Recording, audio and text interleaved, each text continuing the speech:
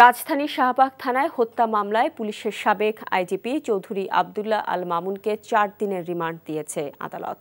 তেজগাঁও ও শেরেবাংলা নগর থানায় আরও ২টি হত্যা মামলায় তাকে গ্রেফতার দেখানো হয়েছে। এই মামলাগুলোতে সাবেক আইনমন্ত্রী আনিসুল হক, সাবেক বেসরকারি বিনিয়োগ উপদেষ্টা সালমান এফ রহমান, সাবেক মন্ত্রী শাহজাহান খান এবং সাবেক সংসদ সদস্য সাদেক খানকেও গ্রেফতার দেখানো হয়েছে। সকালে ঢাকা মহানগর হাকিম সাইফুজ্জামানের আদালতে নিয়ে আসামিদের এসব মামলায় গ্রেপ্তার দেখিয়ে ১০ দিনের রিমান্ড চায় পুলিশ। পরে আদালত সাবেক আইজিপিকে ৪ দিন এবং বাকিদের কারাগারে পাঠানোর নির্দেশ দেন।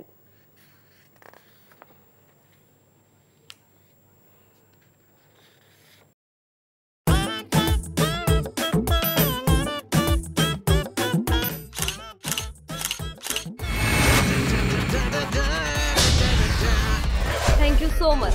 শুধু থ্যাঙ্কসই দিবেন আর কিছু দিবেন না? যদি দেওয়ার মতো হয় সো যে কোনো কিছু।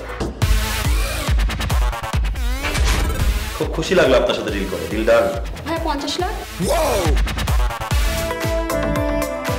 বিউটিফুল। আমি চাচ্ছি এই থার্ড ডেতে তোমাদের এনগেজমেন্টটা করে ফেলো।